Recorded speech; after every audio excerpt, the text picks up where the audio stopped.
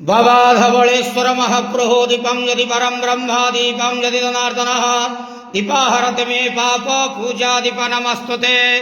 महाप्रभु धवळेश्वराय नमः। संसार सुखी रखंतु।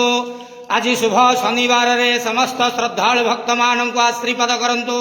मनस्कामना पूर्ण करंतु। कर्मक्षेत्र उन्नति करंतु। ग्रहरिष्टमान खंडन करंतु। जगतर मंगल करंतु। विश्वर कल्याण करंतु। महाप्रभु धवळेश्वराय नमो नमः। प्रभु करचरण कृतं वः कायजं कर्मजं वः श्रवण नयनतं वा मानसं वा पराधं विहितं वः सर्वमेतत्क्षमस्वं। जय जय करुणाब्दे श्री महादेव शंभु। धवळेश्वर महाप्रभु संसार सुखी रखंतु। आनंद गवार हरि बोलो।